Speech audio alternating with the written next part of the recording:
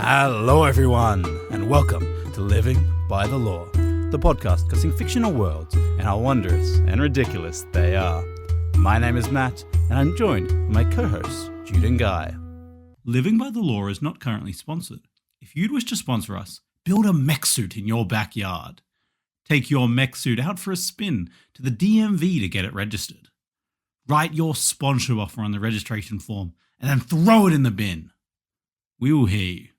We always do. We've discussed the Titans, we've discussed the people that hide from them within the walls. But what lies on the other side of the walls, in the lands far away? This time we're living by the law, we go behind the curtains in the world of Attack on Titan and look at where it all began. This episode will contain heavy spoilers for the Attack on Titan series. Yes, you can listen to this, but it will spoil the whole story and all of the secrets. Enjoy at your own peril. Do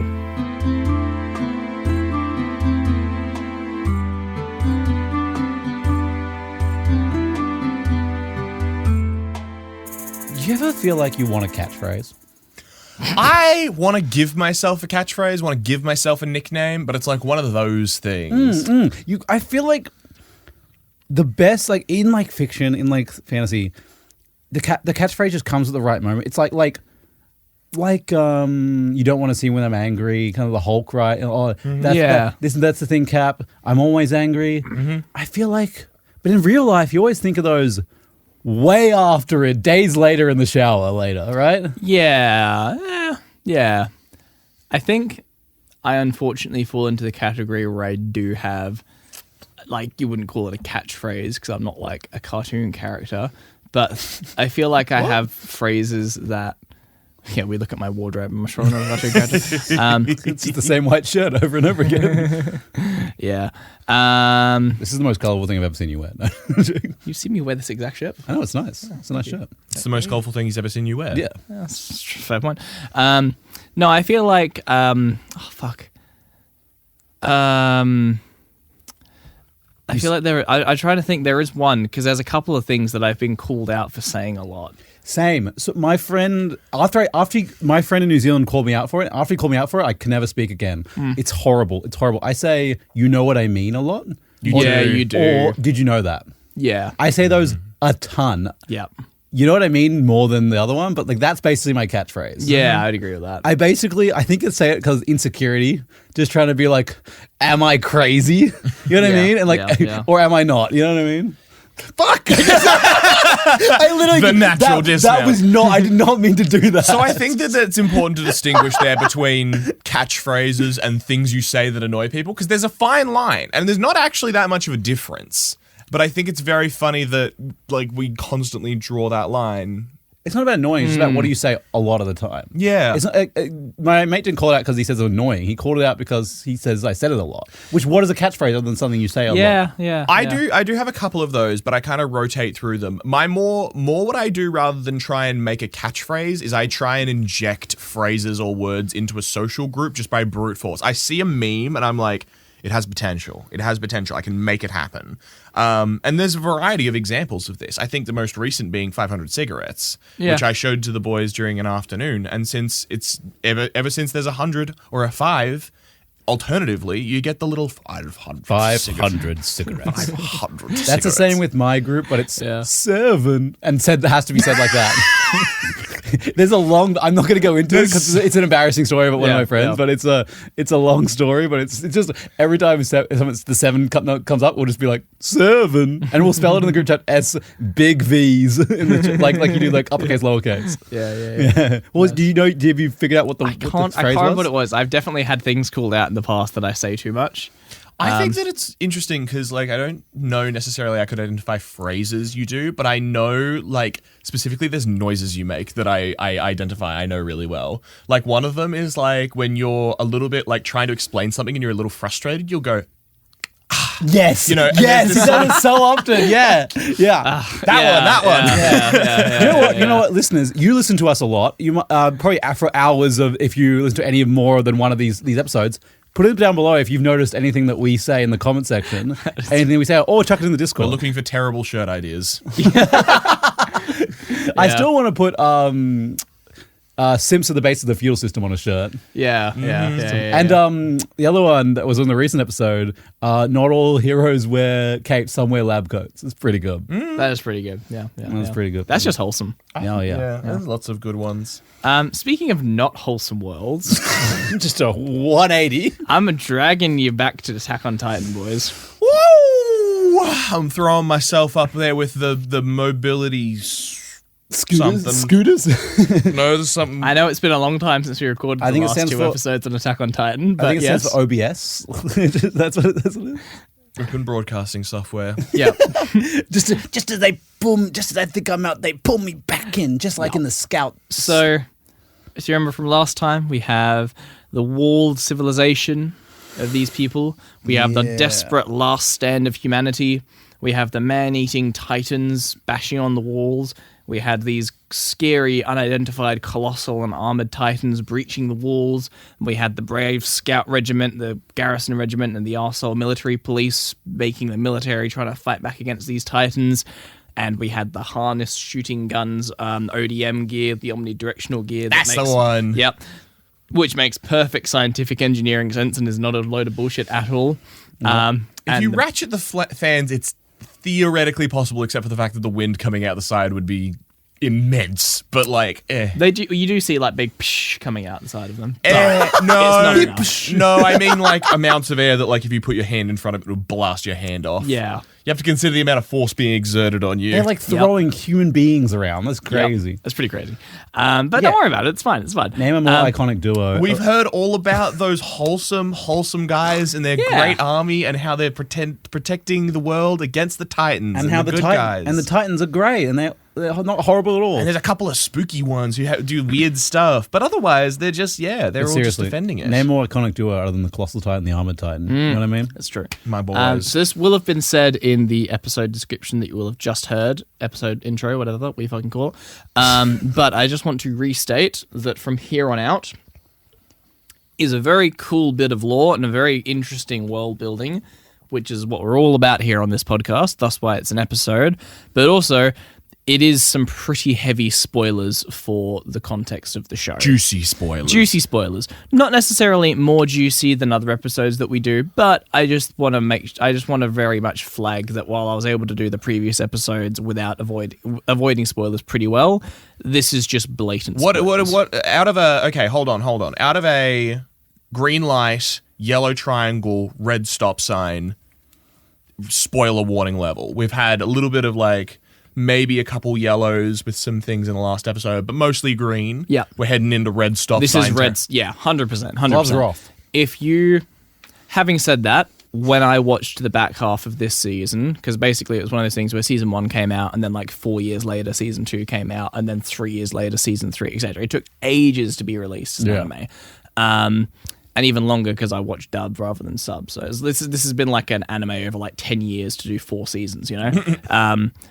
So by the time I got around to watching the last 2 seasons, I knew all of the stuff that was being revealed, and it still was an incredible and enjoyable experience. No. So I'm not going to say that you can't listen to this, but it's just a heads up. Gloves off, dicks out.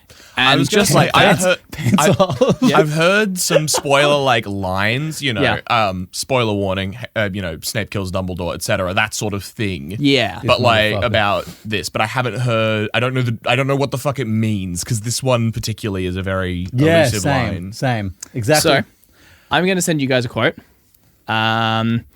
And I'm going to go, Guy can read this one, because I think Matt did the last 2. I'm starved. This is going to set the scope for the back half of Attack on Titan, and as we discover the truth of this world. Give me directorial. The edgy kid that talked about humanity being the cattle. You're that kid, but a little bit more grown up. There's a sea. Just across that sea, freedom's waiting. That's what I always believed, at least, but I was wrong. I know what's waiting across the sea now. It's our enemies. Everything we've seen has been exactly as it was in my father's memories. Hey, if we did cross the sea and we killed our enemies, after that, would we finally be free? My wife is calling me. That's a great time. Great timing. We're good. Don't worry. We're good? She hung up. Okay. Pocket dial. She probably realized. I'll quietly send her a message. Keep going. 23 minutes. I'll just take note of that. No, my wife being calling me is getting left out of the episode. How will they know my wife loves me? My wife. My wife. That very much sets the scope for what happens later. So we in get Attack on pirate Titan. adventure over the sea? When we eventually discover what lies beyond the walls and they find the ocean. There's water? There's water. Hey, that was my big question last time. That was question. literally episode 1 you did that. I'm on point. I'm on They fucking find point. the ocean and they discover and look into what lies beyond. Now is a great time to drop a little thing that is very, very clear for anyone that's seen more than about 5 episodes of the series, but we're going to drop it now because it's going to come up in this episode a bunch. The thing that makes Eren Yeager different and special, He's the main character. He's the main character, but the reason why he's the main character, while we follow his story, Eren Yeager has a very rare and otherwise unknown ability to shift into a titan and turn into a huge 15-meter tall titan. And then shift back into a human. What the fuck did you just say? Eren Yeager can turn into a titan. When he is this titan form, he maintains his intelligence, sentience, and abilities. What the fuck? Wait, abilities? Like his Agility. It's just him in a titan body. He doesn't become mindless. Okay. So he's like the Hulk, but he doesn't become mindless. But instead of he's like Smart Hulk, but Like kind of I guess like She-Hulk. in a Yeah. way. Or Red Hulk. yeah. Like, is Beast from X-Men? Yeah, but Beast doesn't Kind of transform back. Yeah. What? He's Yeah. just permanently Beast. Because that's a long story. But Beast accidentally experimented on himself to try and get rid of it to look normal. I'm thinking and then Days he of Future Past. My apologies. Yes, that was the child Yeah. on the vet. I'm with it. Anyway, that is the big thing. That's and that fucking- is what makes Eren Yeager's story so interesting, because after I talked last time about this Battle of Trost, which a whole bunch of new recruits are thrown into the fires of war, and it has the big tonal shift of the show where we go from this happy-go-lucky training montage into, oh my god, all of the cadets are dying. Eren gets eaten. Oh. And an episode ends with the main character being swallowed whole. Bye-bye. He then... Bye-bye. He doesn't know he has this ability, and then at this point he turns into his Titan form, and the reason that the garrison are able to reseal the wall and Trost is because Eren Yeager, as a Titan, is able to lift up this huge boulder and plug the gap. So he becomes this hope for humanity, because he is a sentient, powerful Titan. Can I have a couple questions? One, Yep. does that imply that maybe all the other Titans are also people? Well, wouldn't that be interesting? Ooh. Wouldn't that be confusing? And does... Okay, sorry. I've got to process that. That's a big thing to think about. Does he get big gear, and as a Titan, does he flip this around? No. Fuck. I really wanted a huge Spider-Man. We'll talk a bit more about the power of the Titans later. Okay, can I... Yep. How do they know it's him and not kill him? They don't until the Titan that all they know is that's a weird abnormal Titan. It's killing other Titans. How convenient. And then after it goes down, they go to investigate the body, and then they find Eren is in the nape. Does he have the same nape thing? Eren is in the nape. That's where he sits. It's like a mech. Fucks. It's a flesh mech. It's a flesh mech. This is a mecha anime. They are flesh mechs. Yep. At least the special Titans are. I was not expecting this to be a mecha anime. Quick random thing that I think you might be able to clarify since we're in this spoiler area. There's a thing I remember from a Tumblr post years ago about him first transforming over a fork that he dropped or something. Not quite. So, honestly, keep that question. Cool. We're going to talk about it when we get to the power of the Titans. No stress. For now, it's time to go back in time to the founding of the Titans. And we're going to find out where they came from and what the hell happened. So, what do you think caused them to be around, and what do you think they are at a fundamental level? Radiation. Babies. What? I think there's a bunch of babies. Someone out there is breeding a bunch of people, putting them and making them go into Titans and then sending them out into the world. Okay, not close, but no cigar. Not really. I'm sorry. So we're gonna go back 2,000 years before the series. Whoa! This is back to like borderline tribal, feudal, medieval period, and this is the whole world. If you guys would like to scroll down past where I've said do not go further to the first image, this is the world of Attack on Titan. Oh, wow. Lovely. I see Australia. I do love how you have a page in this document. That's the fucking... Hey, whoa. Hey, guys. How would you describe this map? I'd describe this as a world map turned upside down. That's just what it is. That's just the world map but turned to be upside fair, down. it doesn't have the top of the world. The top of the world's cut off. You can see Europe is a bit, you can't really see Europe very well. Mm-hmm. I'm going to turn myself upside down to see, you can see Europe actually. Yeah, you can. So Europe, fine. If I turn myself upside down to read this, you can't see North America basically. But yes, in essence, it's a world upside down. it is an upside down world. I'm getting really dizzy doing that. Holy shit, I shouldn't do that. Meaning that Attack on Titan is arguably an alternate history Very nice. Very nice. setting. That's a fucking huge twist. Alternate history setting, and we're going to have a look at the ways that it is. So, in the middle of what we in our world would call Africa, there was a very powerful nation / this is where it gets a little complicated and dicey, but fundamentally there's an empire of people called the Malians that are particular bloodlines, kind of implied to be it implies that there are very distinct sub-races in humans, not just where they come from. It's a bit complicated. Interesting. Like I say, It's a little eugenicsy, but that's okay. yep. Oh, this is about to get very eugenicsy. Oh, no. I was liking this, Jude. Don't worry about it. And this powerful nation was called the Malians. They were a very, very powerful force that was slowly taking the whole world by storm.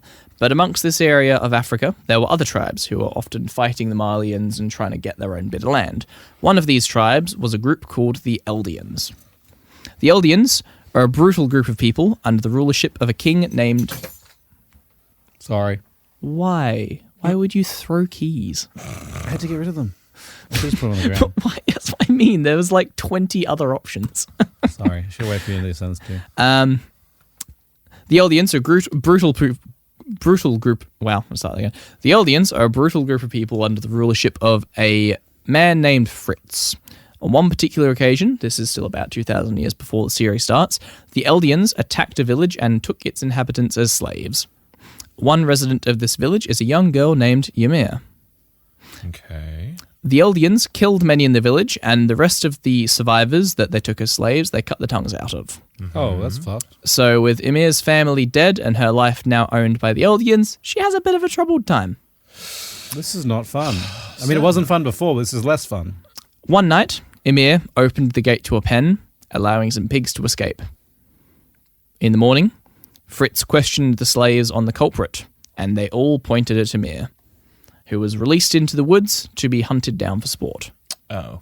Great. Wounded, running, and desperate, Ymir found an unusually large tree with a chasm at its base. Seeking shelter, she stepped inside and, not knowing of the sinkhole beneath, fell down into a pool of liquid.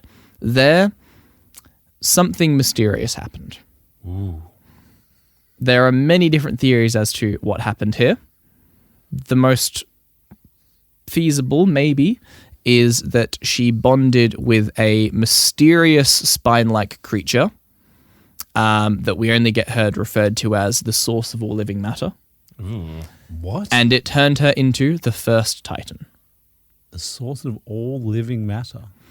I think it is quite deliberate that we don't know exactly what this creature is. There are legends that say Ymir made a pact with the devil of all earth. There are others that believe that it was a divine gift from God to someone that was troubled. But basically, it's deliberately left a little bit vague.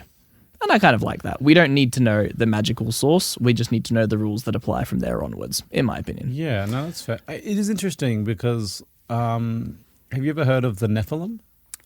They're the giant race that people have massive conspiracy theories about. Yeah. Oh, that, yeah. The Nephilim are supposed to be depending on what translation, depending on what you read, but like often the offspring of angels and humans, and they're usually seen as giants. Yeah, that's why. So there's giants on Earth. So it's interesting that, and it's also in Shadowhunters. All the Shadowhunters are Nephilim, and then there's revealed in one of the books that Nephilim can also turn giant. Yeah. But that's where I heard the word Nephilim before. Yeah, it's from Shadowhunters, but it's very interesting. So it's like a gift from God, or an angelic kind of bond. Yeah, or some weird biological thing that she's blended with. Whatever the case, Ymir fell into this chasm. Yeah. And she emerged with the ability to shapeshift from human form into the flesh mech of the first Titan. Interesting.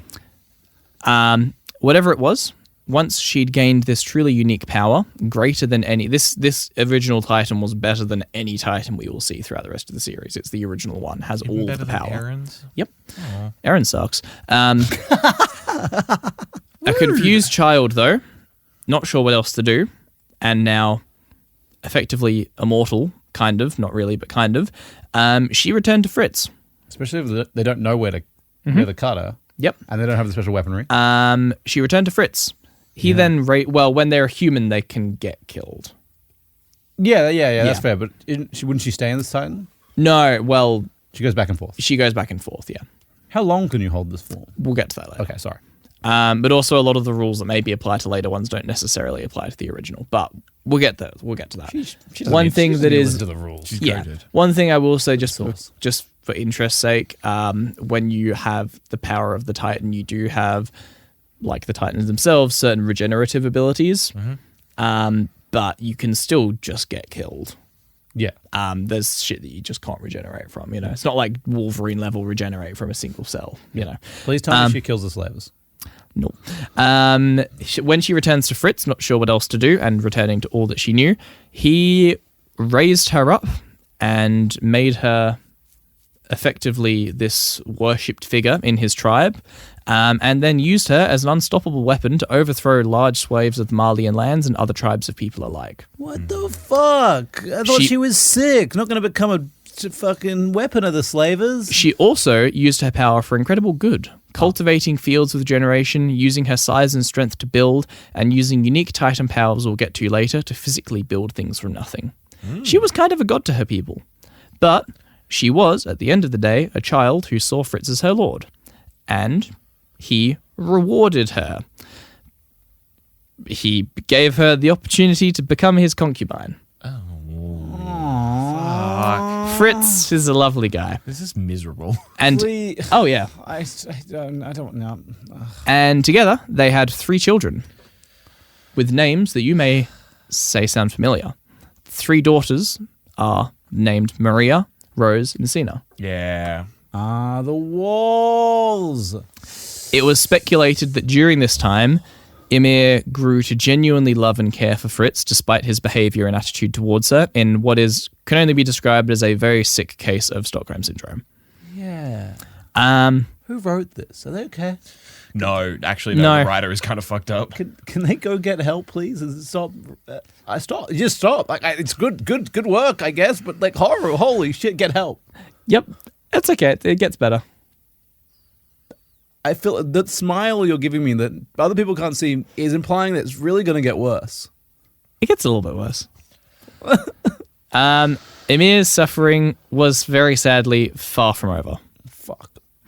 13 years after acquiring the power of the Titans, Ymir died while thwarting an assassination attempt on Fritz. But then found herself in a mysterious, barren land, almost a spiritual realm of sorts, in an afterlife. Whatever pact she made did not simply end with her death. She found in this place that there was a mysterious connection between her and her daughters. But we'll come back to this later. The poor probably not a child at this point. Probably No. She would have been, I think, probably like 12 or so when she first got the power, so she would have been like mid-20s at this point. Poor woman. Poor woman. Went through all this fucking shit and then dies and it's like, no. And she's stuck in eternal servitude in the afterlife. Oh. But we'll get back to that later. Can we not? Yeah, let's leave. Well, back in the physical realm, now King Fritz forced his daughters to eat their mother's corpse in an attempt to preserve the power of the Titan.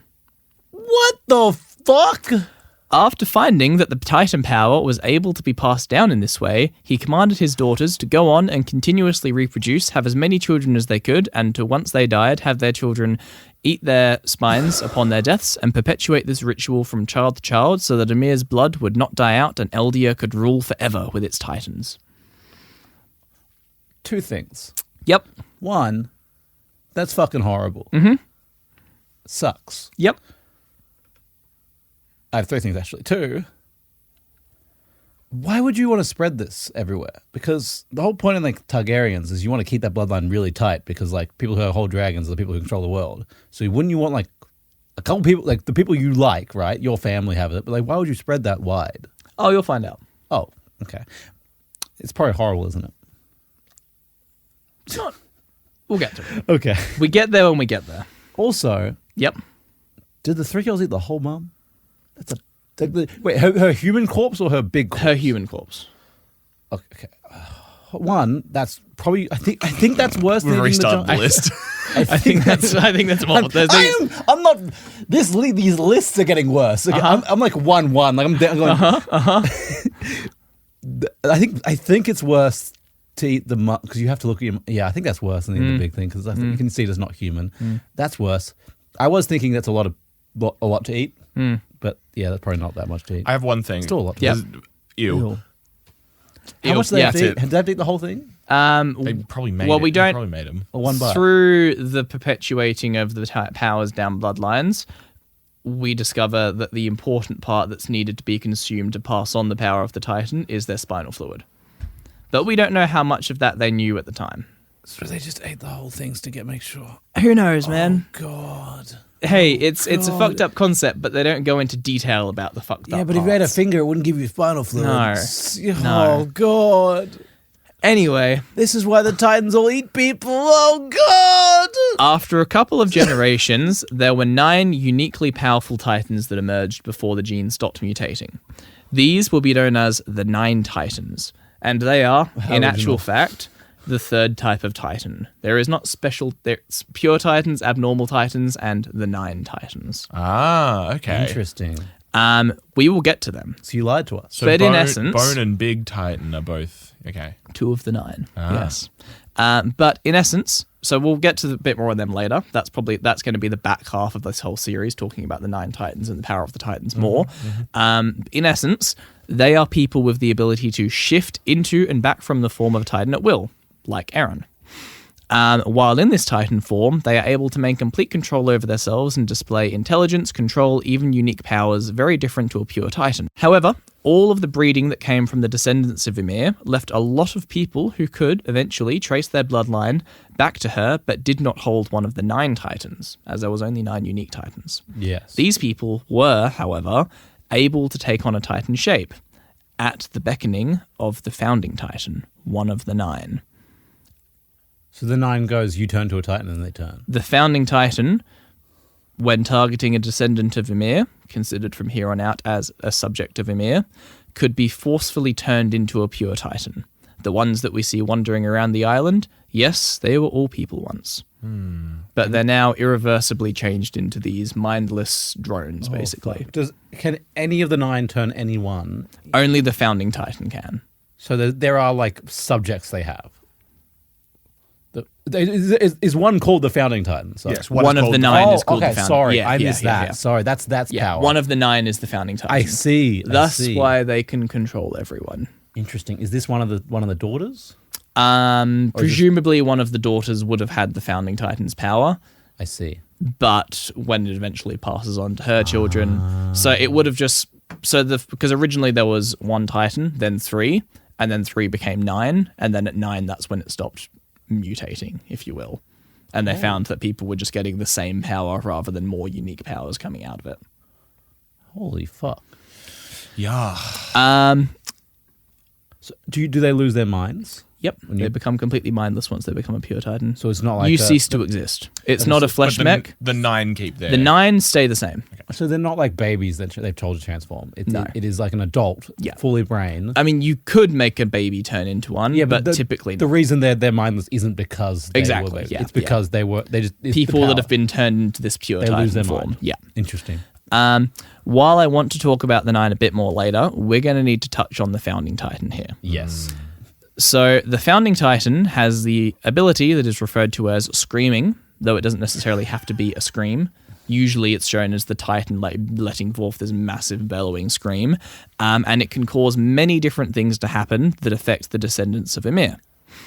And by this point, there is eventually most of the empire and its conquered people start to have trace elements of Ymir's blood through them. I was going to be honest, it's like fucking Genghis Khan Genghis shit. Khan over here, yeah, right? literally, I mentioned Genghis Khan further down. Yeah, like who doesn't have his blood in them, you know? Exactly. It's one of those things where, sure, it wouldn't have been many people from the beginning, but after we're going like 1,500 years, 1,800 years into the future, there's a lot of time. Ymir's dead at this point, right? Oh, what? Ymir. Yeah, she died way back. Oh, yeah, sorry. I mean, He's got a spiny. who's Fitz? Is it? Fitz. Oh, he's died. Yeah, he's long dead. Was this his plan? He wanted to create a legacy that would last. What a fucking psycho. And his, presumably, because his rulership has passed on to his daughters and then their descendants, so it's all in the royal family still. What the fuck? So with the scream of the Founding Titan, it was the first and most drastic of these is to force someone from the right bloodline to transform into a mindless pure Titan. Secondly, once someone was turned into a pure Titan, they could be completely controlled and ordered by another one of these screams. They basically became a mind-controlled army of drones for the Founding Titan. That's useful. Secondly, but perhaps the most troubling of all the Founding Titan's abilities was that it could alter, erase, or change in any way it wanted the memory of any subject of Ymir. Oh. So anyone with the bloodline of Ymir in their body can have their mind completely changed and memories wiped by the Founding Titan. That's pretty OP. This is a plot twist bait. Oh, yeah. This is plot twist So they bait. can retcon some people. Oh, you actually were this the whole time. Oh, the walls have only been up for 10 years. We put you in there and made you think there's a legacy. Oh, there's This is that. the fucking Hunger Games. Sorry, Bubby. It's not quite that. Or it's there's not like quite that, someone but- who's been the person the whole time, but they didn't know it. So that is anyone, and then the final part about it, which we don't have exact details over what, but we also know that the Founding Titan, through powers that we'll get to later, can influence the genetic makeup of the subjects of Ymir. The one time we see this power used is a terrible plague sweeps through the world at one point and nearly wipes the subjects of Ymir out. But before it can, the Founding Titan user at the time is able to change the genetic makeup of those people and make them immune to this plague. That's fucking crazy. I mean, Ymir was a god to her people, so Yep. Founding fair. Titan's just taken on that power. Yep. These are god powers. Yep, quite literally. The Founding Titan is literally a god in that sense. Thus Yeah. why it's kind of the thing of, well, maybe it was a deal with the devil or a divine gift. Yeah. Holy shit. It's like I used to always imagine gods as like either like beings of energy that can maybe die, but like nearly very, very, very hard to kill, or they'll regenerate, or like nearly impossible to kill. But then I remember, I think watching House of Dragon kind of woke me up a little to like, something doesn't need to be unkillable, or something doesn't need to be able to see as a god. Oh, 100%. Like yeah. I remember they see the gods as the dragon's god. I thought that was a really special touch when they see the dragons as gods. I think that's so interesting. 100%. And then like this makes so much more sense that these would be seen as gods. 100%, and Yeah. they are. Yeah. So with the power of the 9 Titans, and sometimes some extra converted pure Titans to buff out their numbers, the Eldian Empire was truly formed in earnest. The old Empire of Mali was well and truly put in their place and became subservient to the subjects of Ymir, who basically became effectively a sub-race of people that were just ruling over everyone, because if you were a subject of Ymir, you had access to the power of the Titans. Yeah, fuck, what do you do? What do you do? Exactly. So everyone else can just turn, most people can just turn to a Titan if they want to. Like a small No. Titan. The 9 can. Everyone else who is a child of Ymir or has a trace can be turned into a Titan. But they can't turn themselves. No. Oh, okay. Because only the 9 can turn At will. manually. Yeah. Interesting. But also, when you consider that this is a early medieval world, what the fuck are you going to do against any of these 9 Titans? I agree. Especially with an army of other Titans. Like, what are you going to do? Yeah. Drop down one 60-meter tall colossal Titan. What's a medieval army going to do against that shit, what's a medieval line? What's a wall? It's like it's exactly like the dragons in House of the Dragon, yeah. Well, in Game of Westeros. Thrones, but yeah, exactly. No, exactly. Like, an army can't fucking fight that. Exactly. You just die. And as the Eldians, subjects of Ymir, so at this point, this is when so originally it was the Eldian tribe. Around this point, as they really go on their world conquest, this is when the name subject of Ymir and Eldians becomes one in the same, because they've spread themselves so much, and the Eldian tribe is the subject of Ymir, basically. That's just the simplest way to put it. Yeah. Anyone that was not a subject of Ymir but a part of that original tribe's been long kind of, I don't want to say bred out, but like kind of accidentally bred out, if that makes sense. Yeah, survival of the fittest. Yeah, exactly, Right. exactly. So there are people in this world, in the Empire, that aren't. Yep, they're especially people from the Malian background. They are very much a different bloodline. Okay. And that's what I mean. Like, it's not.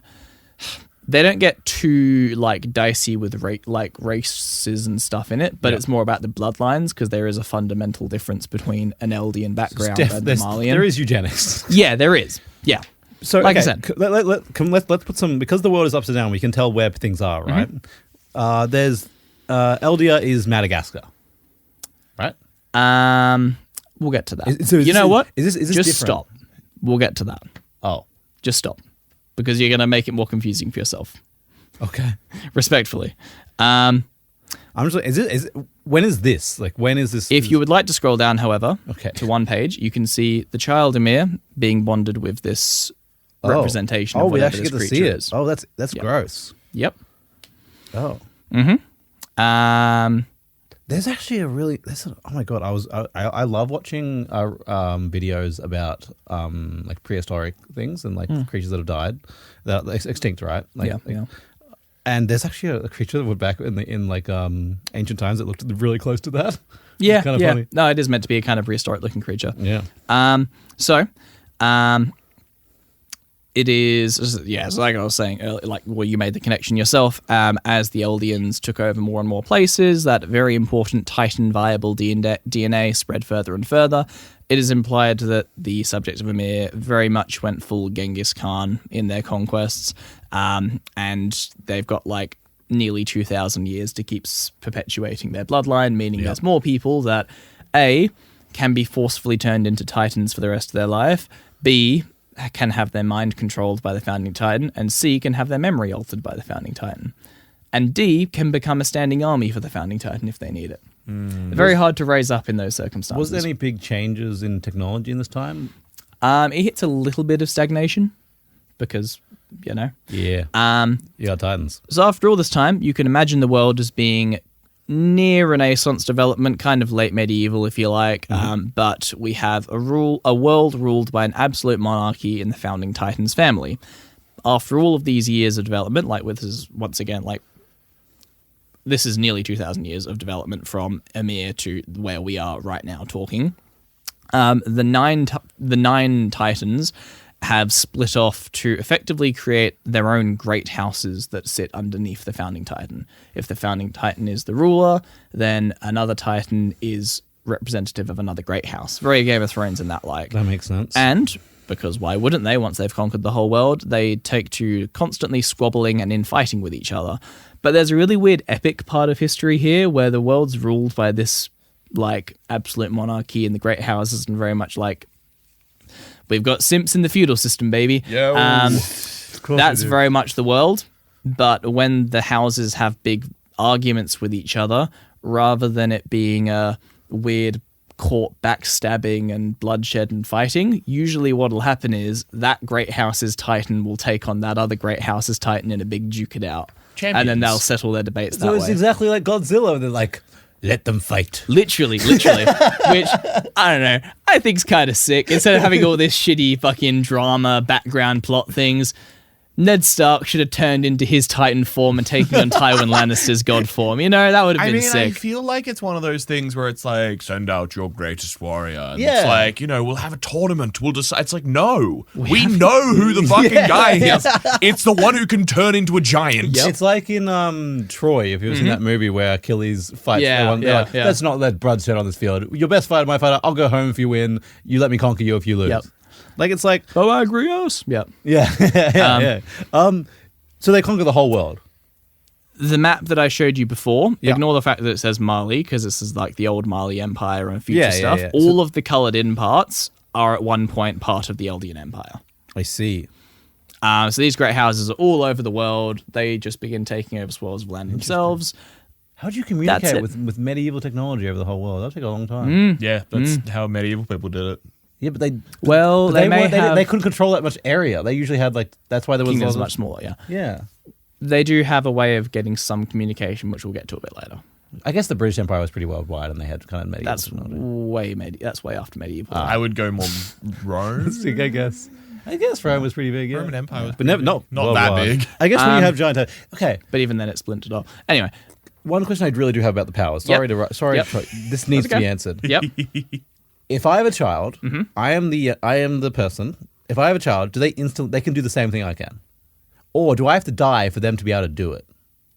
How is the power of the 9 Titans passed on? Oh yeah, so is it magic in that way? It knows when my father dies or one mother. No. You have to eat You have to. Of course, you have to ingest eat fluid. them. Yeah. Fuck me, yeah. Oh god, yeah. So anyone can eat them. It's not and really at this the bloodline. point, Anyone can eat them. No, you have to be a subject of Emir. Could one of the other... Does it have to be in the family, or could someone else just eat it? Another subject of Emir could certainly steal the power of a Titan. Interesting. Very interesting. Because let's just say Eren certainly isn't from royal descendant. Interesting. Very interesting. Okay, cool. Keep going. Yeah. Sorry to interrupt. No, it's a good question. It's where this is leading. So in the Great Houses, one person in the family will have the power of the Titan. It's not necessarily clear, because we don't have a lot of history of back in this time period. It's not necessarily clear if it was the ruler of the house is going to have the power of the Titan, or they're going to choose someone in the house, or if it needs to be a separate ruler. The one example that we see of one great house that survives until the time of the series, the ruler of the house and the Titan of the house are two different bodies to keep their objectives clear, if that makes sense. I mean, Emir and the king would... Exactly. So it's kind of implied that it might be that way, but also who fucking knows? This is 2,000 years, 1,000 years ago, I suppose, whatever. Hundreds to 1,000 of years ago, great houses, we don't know. What's that quote from Troy again? A king who fights his own wars. No, that's something to see. Yeah, that's something, that'd be a thing to see. Yeah, but I get why, because you want a stable ruler. Yeah. And if this person's you send this person out to fight every now and then, they might die every now and then, right? Exactly. And there's also another catch with the power of the Lance, but we'll get to that later. When they fight with each other, can I say, are the Titans pretty evenly matched, or are sometimes just better than other Titans? And these guys they lose every fight. Look, they do different things better. Yeah. I think it's reasonable to say that any one of the Titans could probably manage to beat any of the other Titans. What about the founder? The founder's different. The founder's a different level, because in theory, the founder could just tell you to stop fighting and you'd have to stop fighting. Oh, yeah. The founder could just modify your memory and you suddenly forget who you are. Yeah, it's a little OP. That's why they're that's why they are the king or queen. That makes a lot of sense. Yeah. And this was the status quo for a long, long time, until the 145th king of the Eldian Empire, Karl Fritz. Oh, they kept that Fritz going. Fritz became the family name. Karl Fritz, so he was the 145th king of the Eldian Empire, and he is the one responsible, arguably, for its downfall.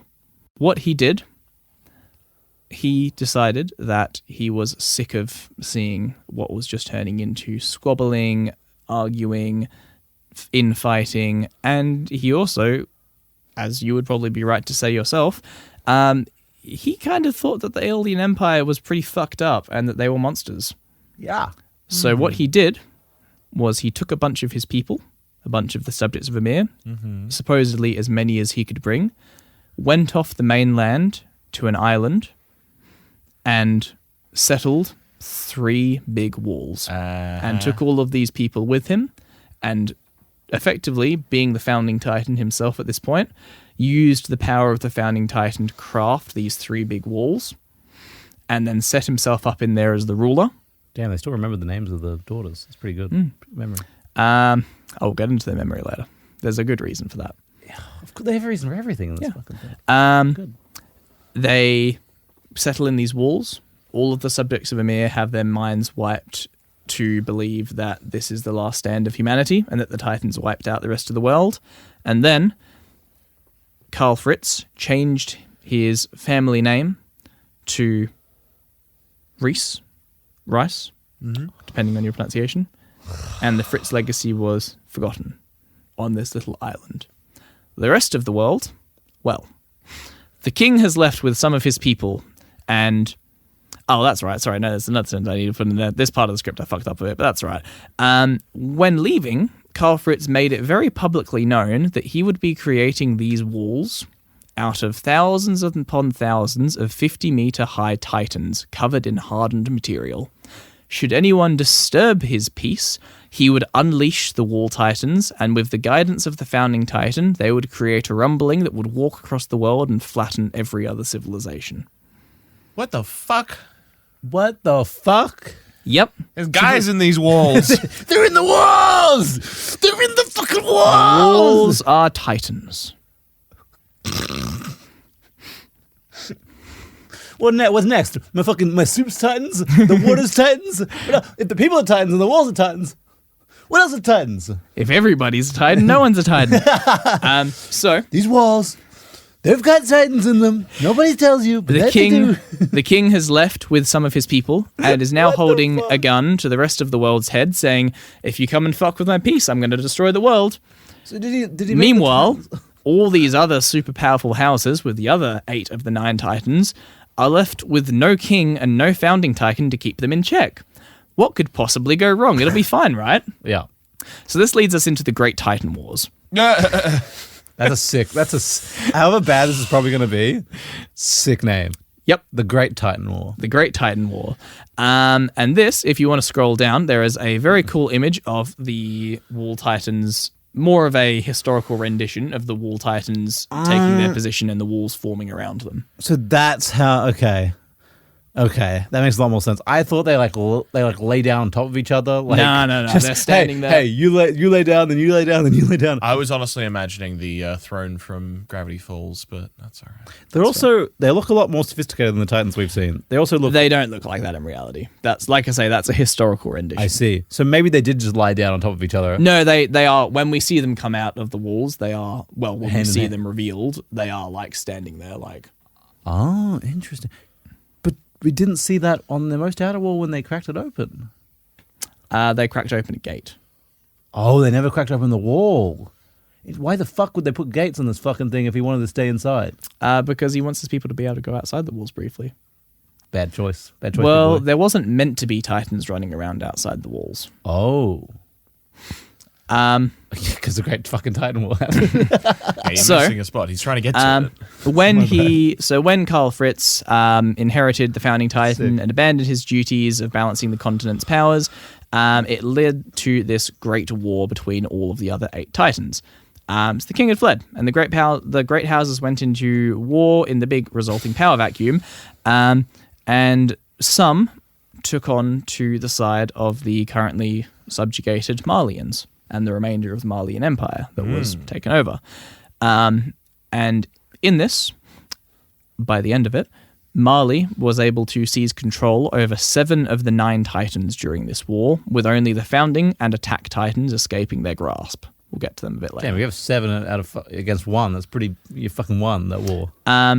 They distributed the Titans among Eldians that were loyal to the Malians, because once again, there's so many people with trace blood. Anyone can become one of these Titans now. It doesn't have to be royal family at all. They just have to have that bloodline back.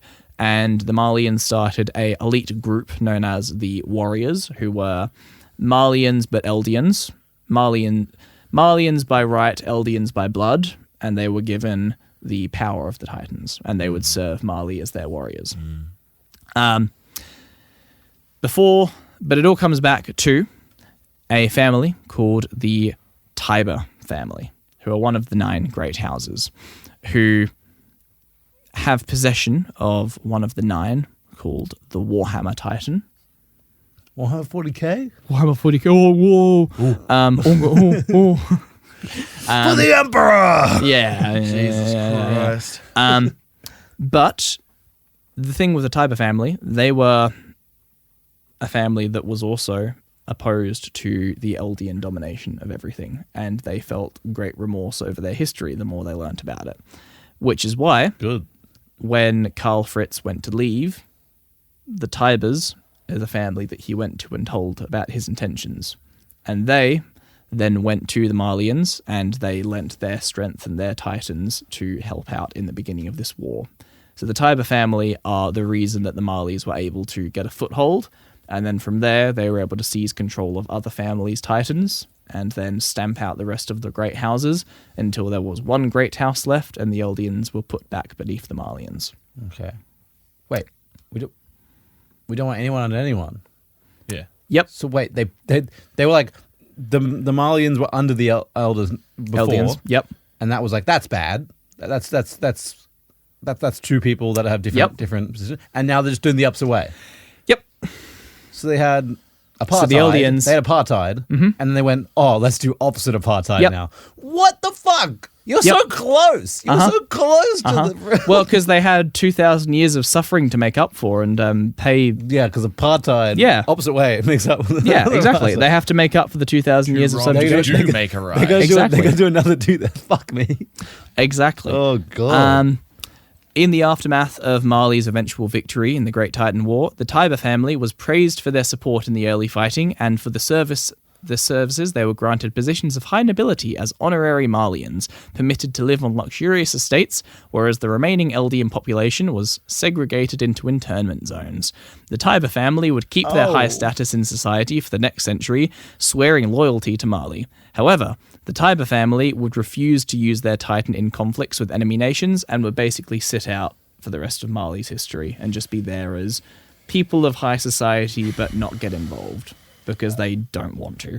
I don't like areas that we could call maybe camps that we concentrate people in. Yep. That sounds bad. And Bad. the final thing, if we couldn't make the connections that are trying to be drawn here any more obvious, the Eldians in these internment zones have to wear armbands marking themselves as Eldians. yeah. Oh, okay, yeah.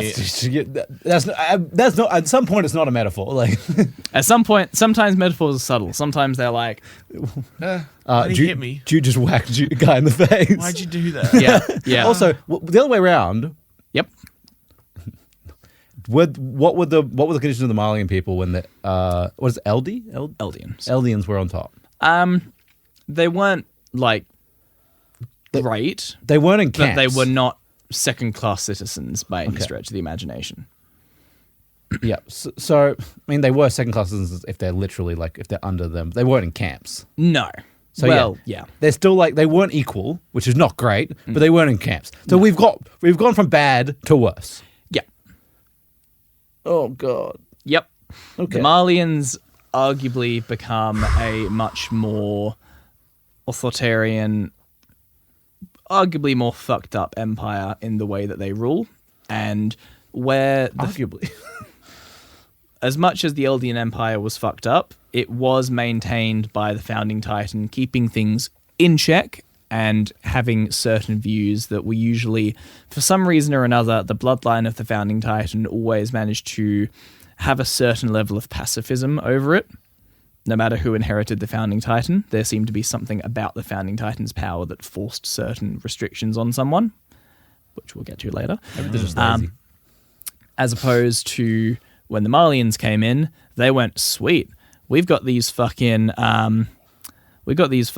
titans that are like, we're allowing to be honorary Marlians. We can conquer the rest of the world. So they go real fucked up and go, Titan warriors, go!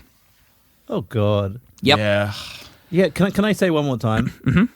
Is this guy who wrote this or girl? I don't know who wrote this. This person who Check wrote up this, on them. They need help. Yep.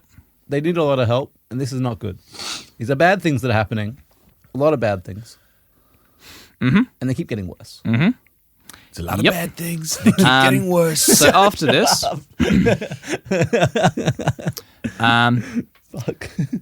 So with the so after this war, and with all the Eldians being put into second-class citizens and internment zones, the nation of Mali would then become a heavily expansionistic state with colonial policies that would utilize the Titan powers in order to become the world's major superpower. With the power of Titans possessed by this warrior unit, the group of select Eldians would serve Mali in invading various neighboring countries that had never been taken into the Eldian Empire, and they would be annexed and added to the large colonial empire. So the Eldian Empire wasn't the whole world. It was only...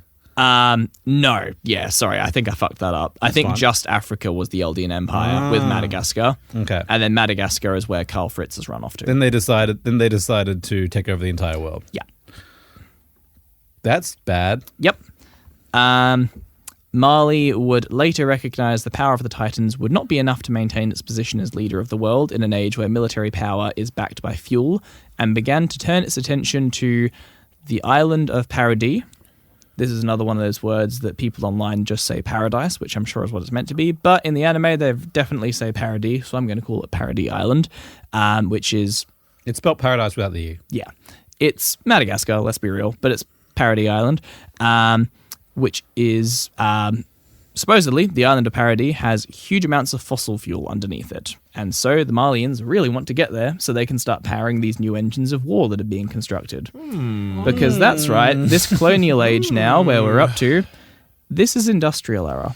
They are starting to get to where we find Mali at the time of the series is about the equivalent to 1910 pre-World War I. Whoa. Have they got trains? Oh, yeah. Whoa. Matt forgives everything. They've got trains. No, but I think this is the one point where trains are worse because they have concentration camps, and trains make me now sad. This is the only time I don't like trains. It's when they're associated with concentration camps. Yep. And now we have Worst use of trains. literally the worst use of Anyway, trains. that is the truth behind the curtain of the world of Attack on Titan. Holy fuck. Yep. Yeah. Holy shit. Close that curtain, baby. I don't want to see that again. I understand why they hid behind the wall. Holy shit. Okay, so the wall's made of Titans. The guy sitting at the... That's a ridiculous thing to say. I'm sorry. The guy sitting at the throne is the Lord Emperor Mega Titan. Has the founding Titan power. That's the one, and he know? doesn't want to be bothered. Does he know? Yeah, he knows. I mean, it's been years. It's been a long time. Been 100 years. Maybe it slipped his mind that he's, He's the probably God dead. King No, Emperor. the original guy's dead, I'm guessing. Yeah. Oh, It's- yeah. It's been his passed son. on a few times. Exactly. Yeah, he didn't write it down anyway. Didn't What think did- it what was did he- important. Honestly, he sounds like the kind of guy who would want to forget, I'll be honest. No, the Rice family, or Fritz family that renamed themselves to the Rice, however you want to call them, they are very, very, very acutely aware of the history. They know the truth. They are the only people on the island that know the truth. Interesting. So, do we know, before we end, I'm sure there's more that we're going to do in the next one. Yep. So there'll be more. Can I ask, these other empires, Yep. do we know anything about them before they were, I'm guessing they were conquered. Not a lot, to be real with you. Yeah. Not a lot. So there's like the the Mid-East Alliance and the Hizuru. Hizuru? I'll talk a bit more about them later, Yeah. but yes. And other places, there's just no one there? Uncharted by the people of this world. So they're there still would just- be. Yeah. but yeah. Interesting. Because you can very much imagine the rest of the world as being the world that we know today at the age of World War I sort of time period. Yeah. Interesting. Except one nation at the beginning of World War I also has Titans. Yeah, and they haven't done the colonial era they did in the 1500s where they went and kind of explored the whole world. Yeah, exactly. They haven't quite done that yet. No. I guess they were too busy fucking fighting their Titans to get boats out there. Yep. I mean, they've got a couple colonies. They do, but not many. What the yeah. fuck? That's Attack on Titan, guys. Nine We're gods. gonna next talk about the actual 9 Titans, the special ones. Yeah. Yeah, if you There is nothing happy about this fucking episode that I can put into a fucking fun thing. What the fuck? if you rate us every star you rate us is a power of the 9 titans that you get. We have no clue what they are, but you get them. Yep, it's about all I can find from this episode, man. Every star that you rate us is 20% of this episode that you can forget. Return to a happier time when you didn't know about the fascist titans. Oh, God. I don't want the fascist. The fascist titans are horrible. Don't like the fascist titans. Technically not fascist, authoritarian No dictatorship. No, but isn't fascism specifically like an it's a monarchy as well, though. Rather than any kind of, because it's very clear. Still, yeah. None of us are poli-sci majors. Please don't add us. I don't know where you put it's very bad. It's bad. Bad times It's doing happening. what fascist also did. I'm going to call it fascist. I think it's an absolute monarchy that enjoys eugenics and has fascist tendencies. Fascist tendencies? They're putting me in concentration camps. That's not tendencies. It's fucking horrible. Anyway, you rate us 5 stars. Fuck me. Rate us 5 stars if, oh my God. Just rate us 5 stars. I got nothing on Please. Holy shit. If you enjoyed this episode. Yes. And you want to hear more? Thank more you mysteries. to our Patreons. Thank you. Yes. Oh my God. I'm so thrown by this episode. Matt's usually on this, but he just turned There's so much. so hard, blinked. My brain is like... Brain turned off. Yeah, thank you. Okay. Now my computer's not working. Whoa. Oh, there we go. Oh. Thank you, everyone. Thank you to Luke Newcomb, our High Lawkeeper. Thank you, Josh from Maine, and Shadow, our Prestige Lawkeepers. Thank you to Jacob from Norway, Loading Name, Mike, Tiani Wilsons, Uranium Games, and to our newest Lawkeeper, who has joined recently while we were doing this recording session, Dan Dubs. Thank you, Dan. Yeah. Dubs. Woo. Thank you. As One an of our officer, oldest listeners, if I'm not wrong. is one of, if not the oldest listener. Yes. At least, oldest continuous listener. Yeah. He's my uni mate. Thanks, Dan.